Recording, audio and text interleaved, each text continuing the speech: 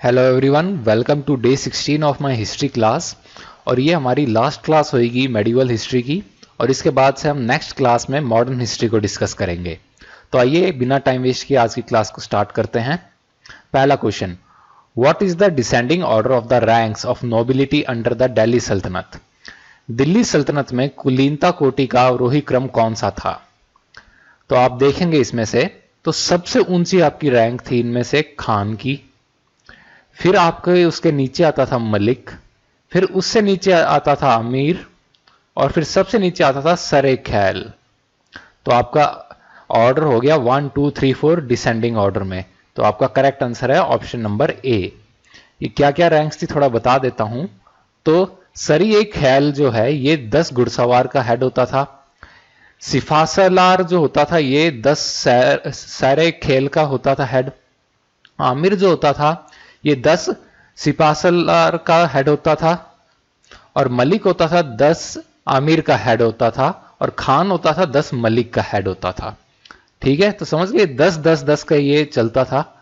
और इसके अंदर सबसे ऊंची आपकी रैंक होती थी खान की, और सबसे नीची होती थी सरिये खैल की। ठीक है, चलते हैं फिर। In whose reign did the sultanate reach its farthest extent? किसके शासनकाल में सल्तनत का विस्तार सबसे दूर तक हुआ था? तो वो आपका करेक्ट आंसर है ऑप्शन नंबर सी, मोहम्मद बिन तुगलक के काल में। ठीक है, मोहम्मद बिन तुगलक के काल में इसने टेम्परेली लगभग इंडियन सब कॉन्टिनेंट को इसने कवर कर लिया था, और इसके मतलब की ज्योग्राफिकल रीच पीक पे थी। लेकिन इतना ज्यादा एक्सपेंशन कर लिया था मोहम्मद बिन तुगलक ने कि बाद में संभल ही नहीं पाया था। बाद में रिवोल्ट्स होते रहे जिन्हें ये संभाल नहीं पाया, बड़ी प्रॉब्लम हुई थी, हद से ज्यादा एक्सपेंशन कर लिया था। Who among the following sultans received the title of Syed उस-सलातीन from Caliph? निम्न में से किस सुल्तान ने खलीफा से सैयद उस-सलातीन की उपाधि ग्रहण की थी? तो ये आपका करेक्ट आंसर है गयासुद्दीन बलबन। और वो रोब जो मिला था वो किसको मिला था? वो मिला था इल्तुतमिश को। ये चीज भी आप ध्यान रखिएगा। Which of the following kingdoms was annexed by Bahlol Lodi, the Sultan of Delhi in AD 1484? निम्न में से किस राज्य को 1484 ईस्वी में दिल्ली के सुल्तान बहलोल लोदी के द्वारा हड़प लिया गया था? तो वो आपका करेक्ट आंसर है जौनपुर। जौनपुर के अंदर शर्की डायनेस्टी थी जिसको कि हरा के फिर बहलोल लोदी ने इसको एनेक्स कर लिया था जौनपुर को। Ramanuja the Vaishnava saint was born at? Vaishnav संत रामानुज का जन्म कहां हुआ था? तो इनका जन्म हुआ था श्री पेरम्बुदूर के अंदर, ऑप्शन नंबर बी। ठीक है, और रामानुजा ने कौन सी आपका ये दी थी आइडियोलॉजी? ये इन्होंने दी थी विशिष्टाद्वैत की। ये भी आपको ध्यान रखना है। मैंने आपको बताया था ना, मैं कई आचार्यों को आगे सब्सिक्वेंट वीडियोस के अंदर कवर करूंगा, तो ये रामानुजाचार्य का आपका हो गया। बाकी मैं मिसलेनियस वीडियोस के अंदर कवर कर दूंगा, चिंता मत कीजिए। Under which of the following rulers did Ibrahim Khan Gardi serve as an important military officer? निम्न में से किस शासक के शासनकाल में इब्राहिम खान गर्दी एक महत्वपूर्ण सैन्य अधिकारी था? तो वो आपका करेक्ट आंसर है डी, पेशवा बालाजी बाजीराव के। और इनके अंडर काम करने से पहले ये निजाम ऑफ हैदराबाद के अंडर काम करता था। ये चीज भी आपको ध्यान रखनी है। तो अगर क्वेश्चन आए कि ये पेशवा बाजीराव के अंडर काम करने, बालाजी बाजीराव के अंडर काम करने से पहले कहां काम करता था? तो इसका करेक्ट आंसर है Nizam of Hyderabad. Which Jain saint was patronized by Mohammad bin Tughlaq? Mohammad bin Tughlaq के द्वारा किस जैन संत को संरक्षण प्रदान किया गया था? तो वो आपका करेक्ट आंसर है ऑप्शन नंबर सी, जिन प्रभा सूरी। ठीक है, जिन प्रभा सूरी को किसने दिया? आपके मोहम्मद बिन तुगलक ने। बाकी आपके ऑप्शंस जो हैं ये देखिए, दस्तूर जी, मेहर जी, इनको पैट्रोनाइज किया था अकबर ने। और ये आपका बी ऑप्शन हेमचंद्र सूरी, इसको किया था चालुक्य किंग सिद्धराजा, जिसका कि असली नाम जय सिंह था। ठीक है, ये आपको भी, ये दोनों भी आप याद रखिए। खास तौर पे ये दस्तूर जी, मेहर जी, अकबर से कोई भी रिलेटेड चीज होती है वो वैसे इंपॉर्टेंट हो जाती है। तो दस्तूर जी, मेहर जी जो थे उन्हें अकबर ने पैट्रोनाइज किया था, तो ये आपको याद रखना है। हेमचंद्र थे, उन्हें चालुक्य किंग सिद्धराजा ने किया था। ये भी आप याद रख लीजिएगा, कोई दिक्कत नहीं है। फिर next question, who was the only converted Indian Muslim to become the head of the Delhi sultanate? Delhi सल्तनत का प्रमुख बनने वाला एकमात्र धर्मांतरित भारतीय मुसलमान कौन था? तो वो आपका था option number A, Nasiruddin Khusro Shah. तो ये खुसरो खान जो था, ये दिल्ली सल्तनत में अराउंड ये 2 महीनों के लिए राजा रहा था 1320 में।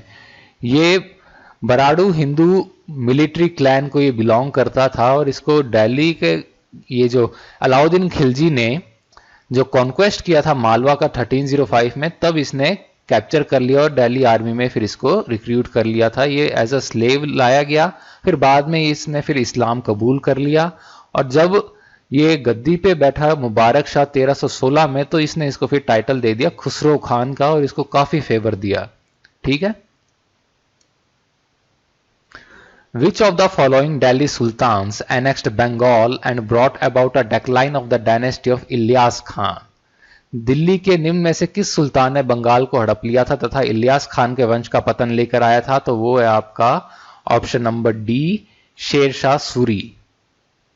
तो ये किया कब था? ये 1537 में किया था, जब ये हुमायूं कहीं और गया हुआ था एक्सपेडिशन पे, तो इसने क्या किया कि बंगाल के ऊपर आक्रमण करके वहां पे सूरी डायनेस्टी एस्टेब्लिश कर दी थी।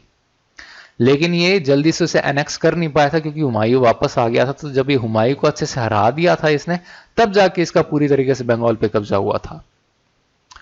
Which of the dynasties ruled for the shortest period of time of course of the Delhi Sultanate?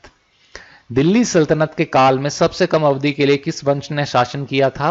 तो वो है आपकी खिलजी डायनेस्टी। इसने सिर्फ 30 इयर्स के लिए रूल किया था। इसमें 1290 से लेके 1320 तक, और इसमें लगभग 20 इयर्स का रेन तो आपको अलाउद्दीन खिलजी का हो जाता है, तो बाकी तो 10 साल बचे। During the reign of Alauddin Khilji who were amils? Alauddin Khilji के शासनकाल में आमिल कौन होते थे? तो ये आमिल जो होते थे वो तो होते थे government agents to collect land revenue, भू राजस्व का संग्रह करने वाले सरकारी कर्मचारी। Which one of the following buildings is not located in Fatehpur Sikri? निम्न में से कौन सा भवन फतेहपुर सीकरी में स्थित नहीं है? तो वो है आपका किला ए कुन्हा मॉस्क, किला ए कुन्हा मस्जिद। ये कहां पर है? ये आपको पुराना किला के अंदर मिलेगी, इसके अंदर। ठीक है, ये पुराना किला के अंदर आपको मिलती है। पुराना किला के बारे में कल क्वेश्चन आया था, आपको याद होगा। Firoz Shah founded many cities, which of the following was built by him? Firoz Shah ने कई शहरों की स्थापना की, निम्न में से किसका निर्माण उसके द्वारा करवाया गया था? करवाया गया था। हिसार करवाया था, फतेहाबाद कराया था, जौनपुर कराया था। ये तीनों कराए हुए हैं। ऑल ऑफ दीज आपका आंसर आएगा। ठीक है, तो अपने देख लेते हैं कौन कौन से ये करवाई थी। तो Jaunpur, Firozpur, Hisar, Firozabad and Fatehabad were built by Firoz Shah Tughlaq. फिर से याद करें, जौनपुर, फिरोजपुर, फिरोजाबाद, फतेहाबाद, हिसार।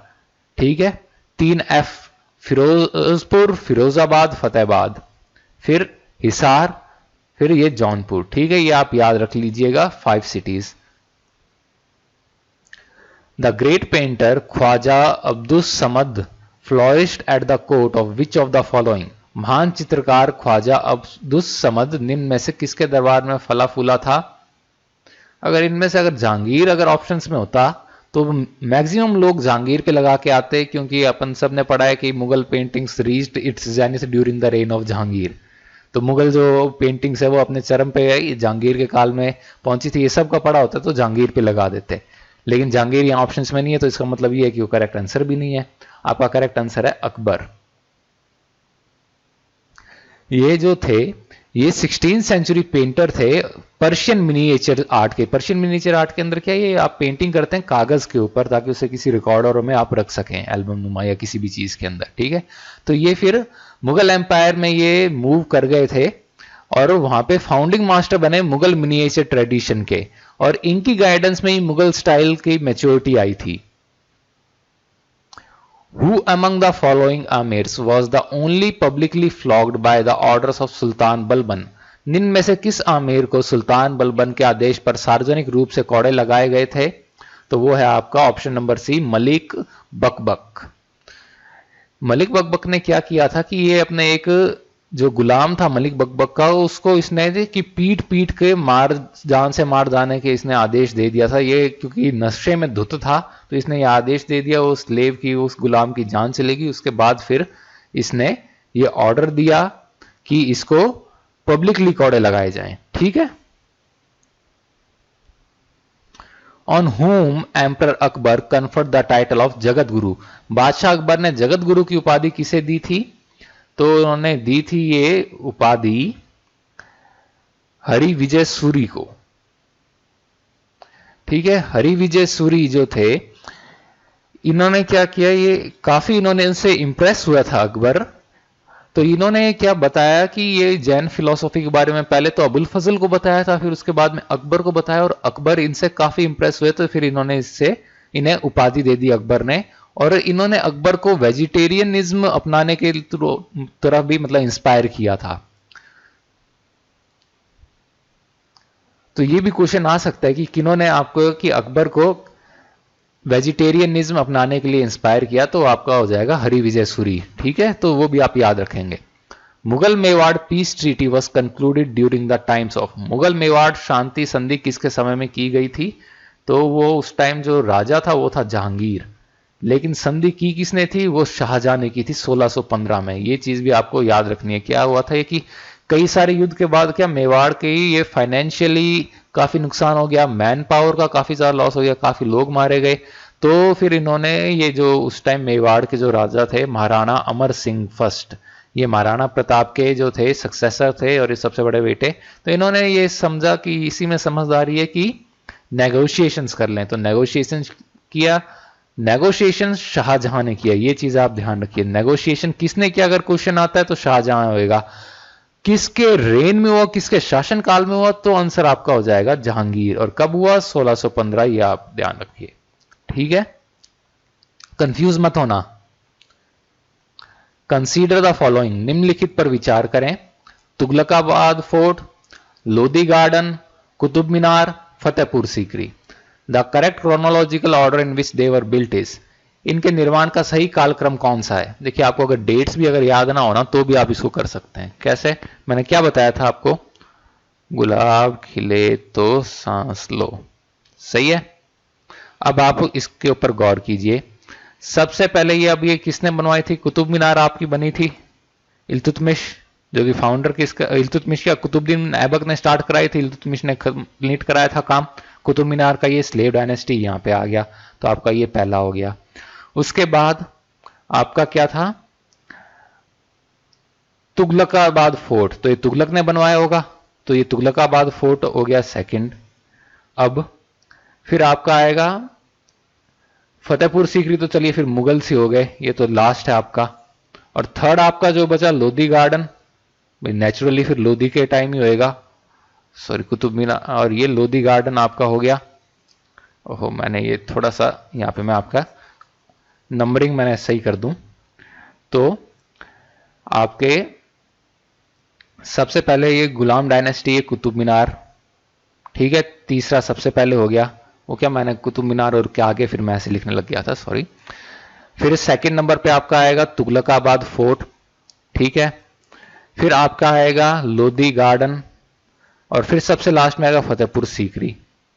3124 आपका है सी। ठीक है। समझ रहे हैं? आपको तो डायनेस्टी का क्रोनोलॉजिकल ऑर्डर देखना है और आप ये क्वेश्चन सॉल्व कर लेंगे।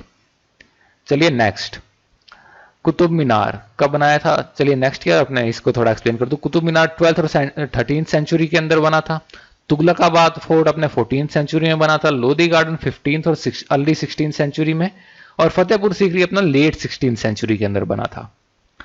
तो अब next question, the head of military department under the reorganized central machinery of administration during Akbar's reign was. Akbar के शासनकाल में प्रशासन के पुनर्गठित केंद्रीय तंत्र में सैन्य विभाग का प्रमुख कौन होता था? तो वो होता था आपका Mir Bakhshi. Which of the following measures was not associated with Mohammad bin Tughlaq. निम्न में से कौन सा उपाय मोहम्मद बिन तुगलक के साथ जुड़ा हुआ नहीं था? रीइम्पोजिशन ऑफ जजिया ऑन ब्राह्मण्स, ब्राह्मणों पर पुनः जजिया लगाना। यही पहला आंसर ऑप्शन ए ही हो गया। क्यों? क्योंकि ये लगाया था फिरोज शाह तुगलक ने। बाकी इंट्रोडक्शन ऑफ फेमाइन कोड इन दोआब, दोआब में इनके टाइम में अकाल पड़ा था, अपने सबको पता है। इंट्रोडक्शन ऑफ टोकन करेंसी अपन को पता है, और दिल्ली से दौलताबाद का अपन को पता है। तो ये आपका करेक्ट आंसर हो गया option number A, re imposition of jizya on Brahmins, ये फिरोज शाह तुगलक ने किया था। Of the place is given below, pick up the one first conquered by Alauddin Khilji as the sultan of Delhi.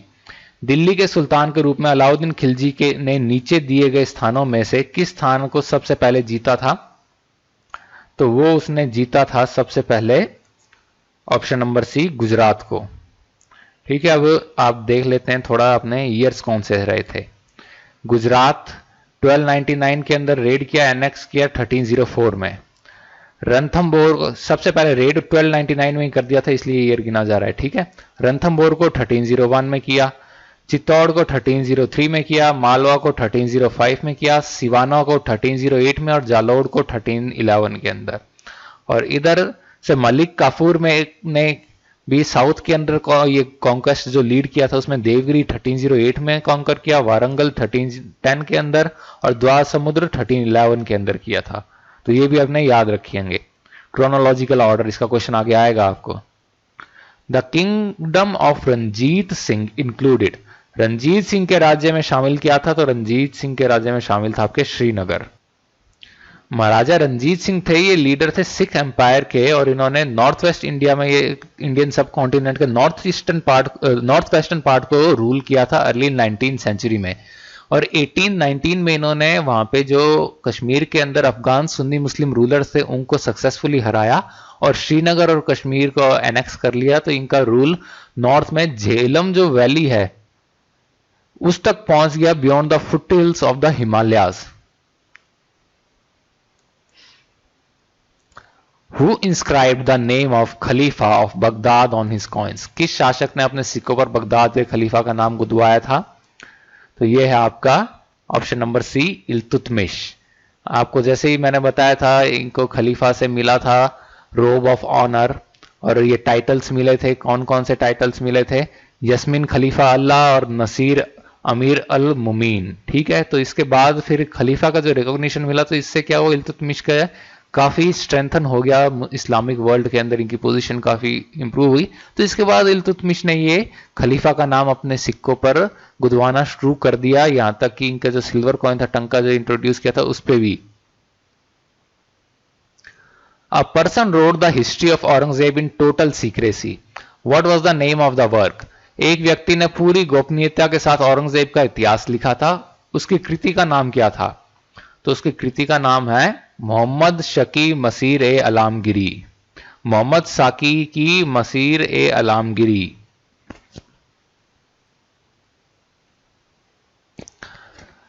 Haider Ali established his authority over the Mysore state by overthrowing, Hyder Ali ने किसको अपदस्थ करके मैसूर राज्य पर अपनी सत्ता की स्थापना की? तो वो है आपका option number C, Nandraj. With which Sultan of Delhi do you associate the compilation of kingship theory and principles of administration called वसाया? राजत्व सिद्धांत तथा प्रशासन के नियमों के संकलन वसाया को आप दिल्ली के किस सुल्तान के साथ जोड़ेंगे? तो वो है आपका option number A, Balban. Which of the following trading company was granted territorial concessions by Muzaffar Jung, the Nizam of Hyderabad? निम्न में से किस व्यापारिक कंपनी को हैदराबाद के निजाम मुजफ्फर जंग के द्वारा प्रादेशिक रियायतें प्रदान की गई थी? तो वो थी आपकी trading company, French trading company. Who was the Sikh guru who helped Dara? वह सिख गुरु कौन थे जिन्होंने दारा की मदद की थी, दारा सिखों की? तो वो दारा सिखों की मदद की थी ऑप्शन नंबर बी, गुरु हर राय ने। गुरु हर राय जो 7th गुरु थे आपके सिख्स के, he is notable for maintaining large army of 6 soldiers, जो कि इनके 6th गुरु थे, उन्होंने अमास की थी, लेकिन ये मिलिट्री कन्फ्लिक्ट को उन्होंने अवॉइड किया था। जो ये गुरु हर राय थे, इन्होंने सूफी इन्फ्लुएंस्ड जो था दारा सिखों, because he was a liberal, तो दारा सिखों को सपोर्ट करना इन्होंने ज्यादा सही समझा बजाय के कंजर्वेटिव औरंगजेब को। क्योंकि ये उस टाइम एक्सेशन का वॉर चल रहा था, सक्सेशन का सॉरी, ये एक वॉर चल रहा था, तो उसके अंदर दारा सिखों के साथ में इन्होंने फिर सपोर्ट किया। Whose tomb among the following is not located in India? निम्न में से किसका मकबरा भारत में स्थित नहीं है? तो वो है जहांगीर का। जहांगीर का मकबरा कहां पे स्थित है आपको पता होगा, लाहौर में। और ये इत्माद उद दौला, ये टूम्ब कहां पे है? ये टूम्ब आपके है आगरा में।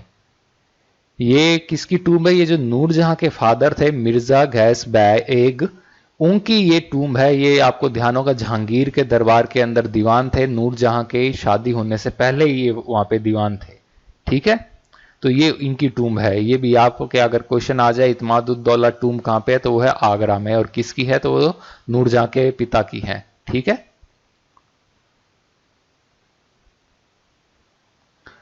What is the correct chronological order of the following conquest by Alauddin Khilji? Alauddin Khilji की विजय का सही कालानुक्रम निम्न में से कौन सा है?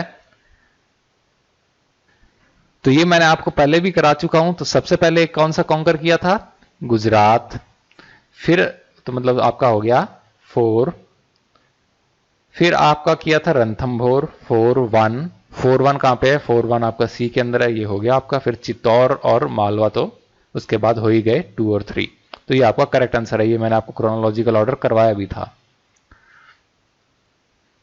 Who was the founder of the autonomous kingdom of Awadh और औध? अवध के स्वायत्त राज्य के संस्थापक कौन थे? तो वो थे आपके ऑप्शन नंबर बी, सादत खान। ठीक है, सादत अली खान को अपॉइंट किया गया था नवाब अवध का इन सितंबर 1722, और इन्होंने सक्सीड किया था गिरधर बहादुर को। तो उसके बाद से इन्होंने इमीडिएटली सब्ज्यू किया ऑटोनोमस ये Shaikhzadas of Lucknow and Raja Mohan Singh of Tiloi, और उसके बाद फिर अवध स्टेट इन्होंने कंसोलिडेट कर ली थी। ठीक है, Which one among the following books was authored by a lady of the Mughal royal house? निम्न में से कौन सी पुस्तक मुगल शाही घराने की एक महिला के द्वारा लिखी गई थी? तो वो बुक है आपकी हुमायूं नामा, गुलबदन बेगम ने लिखी थी, हुमायूं की बहन। Prem Vatika poems on the life of Krishna was composed by, Krishna के जीवन पर आधारित कविताओं की पुस्तक प्रेम वाटिका की रचना किसके द्वारा की गई थी? तो वो आपकी की गई थी ऑप्शन नंबर डी, रसखान के द्वारा। तो सैयद इब्राहिम खान ये एक पाश्तून ओरिजिन के एक पोएट थे, और ये बाद में भगवान कृष्ण के भक्त बन गए।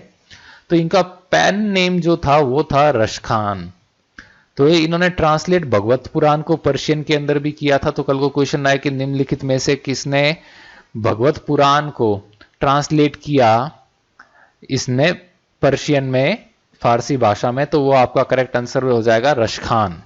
तो रशखान की खड़ी बोली की जो ये राइटिंग्स हैं ये कई सारी हैं और ये काफी इंपॉर्टेंट हैं। इनमें से जो इंपॉर्टेंट नाम है उनका नाम है सुजना रशखाना, प्रेम वाटिका, दनालीला, अष्टायामा, और एक पदों का जो एक कलेक्शन है, जो राइम कपलेट्स होते हैं पद हिंदी के, उनका एक कलेक्शन है। तो ये 5 इनकी जो कृतियां हैं ये सबसे इंपॉर्टेंट हैं। During the reign of which of the following ruler was Chahalgani dominant? निम्न में से किस शासक के शासनकाल में चहलगानी हावी थी? तो वो आपकी हावी थी इल्तुतमिश के टाइम में। इल्तुतमिश ने ही इन्हें फिर पावर दी थी, और इनकी पावर खत्म किसने की थी? वो की थी बलबन ने। ये भी आपको याद रखना है। इल्तुतमिश को ये डर था कि इनके जो नोबल्स थे जो वो इनके अगेंस्ट रिवोल्ट कर देंगे, तो इन्होंने सबसे अपने लॉयल जो नोबल्स थे उनके एक 40 का ग्रुप बनाया, कॉर्प्स ऑफ 40, जिन्हें कि चहलगानी या चालीसा कह देते हैं। तो वो बनाया, वो कंस्टिट्यूट किया। बाद में ये कुछ ज्यादा ही पावरफुल हो गए। इन्होंने रजिया सुल्तान के टाइम भी प्रॉब्लम खड़ी की। फिर ये क्या बलबन जो थे इनमें से निकल के बने, लेकिन बलबन रियलाइज्ड कि इनकी पावर बहुत ज्यादा बढ़ रही है और ये न्यूसेंस क्रिएट करेंगे, तो बलबन ने फिर इनके पर काट दिए थे। The Muslim ruler who conquer the kingdom of Bundelkhand in 1203 AD was, वह मुस्लिम शासक जिसने 1203 ईस्वी में बुंदेलखंड राज्य पर जीत हासिल की थी, तो वो कौन था? तो इसका करेक्ट आंसर है आपका कुतुबुद्दीन ऐबक। उस टाइम कुतुबुद्दीन ऐबक थे। कुतुबुद्दीन ऐबक मैं बता दूं उस टाइम दिल्ली सल्तनत के सुल्तान नहीं थे। ठीक है, वो बने थे 1206 के अंदर, 1206 से 1210 तक। ठीक है, तो उस टाइम ही was a slave of Mohammad Ghori. ये चीज आपको याद रखनी है। Rajputs are mentioned as Agnikula Kshatriyas in. किसमें राजपूतों का वर्णन अग्निकुल क्षत्रियों के रूप में किया गया है? तो वो है आपका पृथ्वीराज रासो बाय चंद्रवरदाई। ठीक है, ये भी आप याद रखेंगे। Who was the infamous Qazi Fazihat और Qazi Fazilat during the reign of Sher Shah? Sher Shah के शासनकाल में कुख्यात काजी फजीहत या काजी फजीलत कौन था? तो वो था आपका बंगाल का गवर्नर, बंगाल का जो गवर्नर है वो काजी फजीलत शेरशाही। ये आर्मी कैदी था, शेरशाह सूरी का कादी, सॉरी नॉट कैदी, कादी। कादी क्या होता है? कादी होता है मैजिस्ट्रेट या जज एक शरिया कोर्ट का, जो कि जिसके की एक्स्ट्रा जुडिशियल फंक्शंस ये भी होते हैं कि मीडिएशन करना, मध्यस्थता करना, गार्जियनशिप करना अनाथों और माइनर्स की, और सुपरविजन और ऑडिट करना पब्लिक वर्क्स का, तो वो होता है कादी। ठीक है, कैदी नहीं पढ़ लेना, मैंने ही गलती से कैदी पढ़ लिया, कादी था। तो ये शेरशाह सूरी के, और लेटर ये गवर्नर बने 1541 से लेके 1545 तक ये गवर्नर है। 1545 में ये सूरी डायनेस्टी जब खत्म हो गई तो उसके बाद इन्हें हटा दिया गया था। Which Nawab of Bengal rightly said about the English trade, it is like a hive of bees whose honey you might reap the benefit, but if you disturb them they would sting you to death। Bengal के किस नवाब ने अंग्रेजों के व्यापार के बारे में सही कहा था? ये मधुमक्खियों के छत्ते जैसा है जिसका शहद का लाभ के रूप में आप प्राप्त कर सकते हैं, लेकिन यदि आपने उन्हें परेशान किया तो वे डंक मार के आपको मार डालेंगी। तो ये कहा था सिराजुद्दौला ने, option number A. Which one of the following sultans extended agricultural loans called sondhars to the poor peasants for promoting cultivation? निम्न में से किस सुल्तान ने खेती को बढ़ावा देने के लिए गरीब किसानों को कृषि ऋण उपलब्ध करवाया था, जिसे सोनधार कहा जाता था? तो वो है आपका मोहम्मद बिन तुगलक। फिरोज तुगलक नहीं है, मोहम्मद बिन तुगलक है, ये भी आप याद रखना, वरना मेरे को लगता है ज्यादातर फिरोज तुगलक ही कर देते आप लोग। मोहम्मद बिन तुगलक है इसका आंसर। द बैटल ऑफ धर्मात वॉज फॉट बिटवीन, धर्मत का युद्ध किसके बीच लड़ा गया था? तो धर्मत का युद्ध लड़ा गया था औरंगजेब और दारा सिखों के बीच में।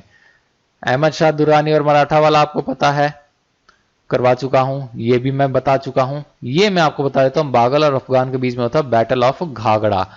घाघरा ये 1529 के अंदर फॉट किया गया था और ये बहुत ही मेजर बैटल था।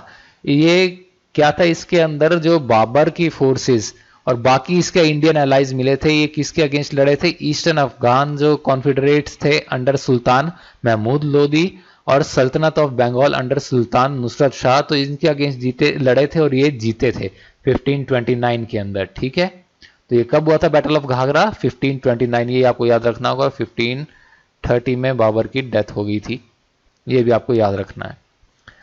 Eight the Mughal court who were known as Turanis, Mughal दरबार में तुरानी के नाम से किन्हें जाना जाता था? तो ये हैं वो those who hailed from regions of Central Asia, वे जो मध्य एशिया के क्षेत्रों से आए थे। तुरान क्या है? ये हिस्टोरिकल रीजन है सेंट्रल एशिया के अंदर। ये टर्म ईरानियन ओरिजिन का है और ये एक पर्टिकुलर प्री हिस्टोरिक कोई ह्यूमन सेटलमेंट है उसको रेफर करता होगा, या फिर कोई हिस्टोरिकल जियोग्राफिकल रीजन या कोई कल्चर को ये शायद रेफर करता होगा। और जो ओरिजिनल जो तुरानियंस थे ये ईरानियन ट्राइब थी जो कि एवेस्टर्न एज की थी, जब जेंड एवेस्टा आई थी तब उस एज की थी। ये कब था? मेरे ख्याल से 6th सेंचुरी बीसी के टाइम का ये शायद होना चाहिए। हु सेड हुन्स दिल्ली दूरस्त, किसने कहा था हुन्स दिल्ली दूरस्त? तो ये कहा था आपके निजामुद्दीन औलिया जी ने। किसको कहा था? ये कहा था ग्यासुद्दीन तुगलक को। और ये भी एक फोकलोर चलती है कि ग्यासुद्दीन तुगलक को ये कहा था कि जो तुगलकाबाद जो फोर्ट बना रहा है यहाँ पे कि तेरे लंगूर ही बसेंगे, तो वो आज तक वहां पे लंगूर बसते हैं। तो ये भी शायद पूछा जा सकता है, तो ये भी आप याद रखिएगा। ठीक है, आपको ध्यान होगा इन दोनों के बीच में ये कन्फ्रंट्रेशन चलता था, तो इसका ये था, तो इन्होंने फिर कहा था Hund's Delhi दूरस्त।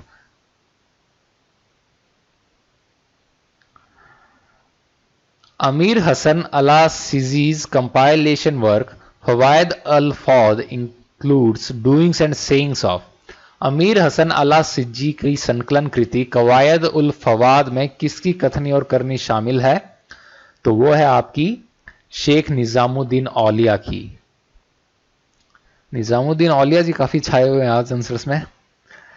Which one of the following areas was not conquered by Akbar? Akbar ने निम्न में से किस क्षेत्र पर विजय प्राप्त नहीं की थी? तो वो है आपका बीदर एरिया।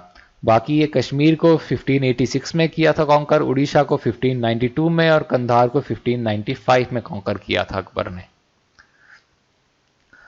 बुलंद Darwaza at Fatehpur Sikri was built by Akbar to commemorate his victory over which province?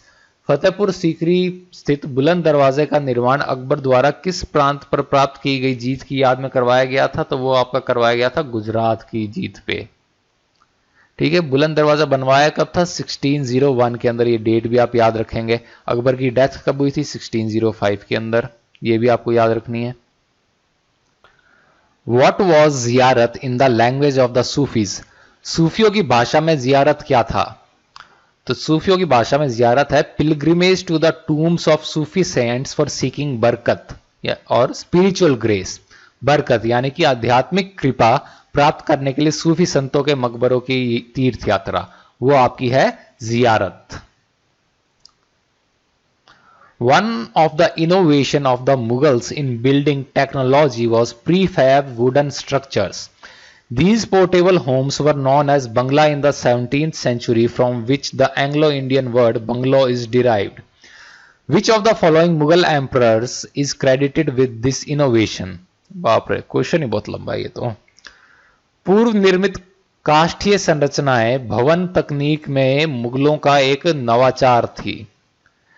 इन वहनीय घरों को 17वीं सदी में बंगला के नाम से जाना जाता था, जिसे एंग्लो भारतीय शब्द बंगला की उत्पत्ति हुई। इस नवाचार का श्रेय निम्न में से किस मुगल शासक को दिया जाता है? तो वो आपका है ऑप्शन नंबर ए, अकबर। इतना बड़ा क्वेश्चन और आंसर इतना छोटा सा, हद है मतलब। Among the following, who was the proponent of the भक्ति cult from West Bengal? पश्चिम बंगाल से भक्ति संप्रदाय के प्रतिपादक निम्न में से कौन थे? तो वो थे आपके सी चैतन्य प्रभु। Which of the following sources provide a vivid description of Sindh? निम्न में से कौन सा स्रोत सिंध का एक जीवंत वर्णन प्राप्त करता है? तो वो आपका करता है चचनामा। तो Chachnama also known as Fatehnama Sindh या फिर तारीख अल हिंद व सिंध, ये एक मेन हिस्टोरिकल सोर्स है for the history of Sindh in the 7th to 8th centuries AD, written in Persian, Farsi भाषा में ये लिखा हुआ है। और आज का last question, who among the following sultans organised the iqtas, the army and the currency, the three most important organs of the imperial structure of the Delhi Sultanate? निम्न में से किस सुल्तान ने दिल्ली सल्तनत की शाही संरचना के 3 सर्वाधिक महत्वपूर्ण अंगों इक्ता, सेना तथा मुद्रा को संगठित किया था? तो वो है आपका शामसुद्दीन इल्तुतमिश। इल्तुतमिश ने ही इक्ता को इंट्रोड्यूस किया था, आर्मी को ऑर्गेनाइज किया, और ये करेंसी आपको पता ही है, टंका और जीतल इन्होंने इंट्रोड्यूस किए थे। तो इसी के साथ आज के आपके 50 क्वेश्चंस खत्म होते हैं और आपकी मेडिवल हिस्ट्री लगभग अब कवर हो चुकी है। कोई मिसलेनियस के अंदर एंड के अंदर मैं कवर कर लूंगा, अगर कुछ बचा हुआ है तो। नेक्स्ट क्लास से हम स्टार्ट करेंगे मॉडर्न हिस्ट्री को। बहुत ही इंपॉर्टेंट पार्ट है आपकी ये हर कॉम्पिटिटिव एग्जाम के लिए। मॉडर्न हिस्ट्री में स्पेशली गांधी ईरा से बहुत ज्यादा क्वेश्चंस बनते हैं, तो इन वीडियोस को आप बिल्कुल भी मिस मत कीजिएगा, जरूर से देखिएगा। ठीक है, थैंक यू।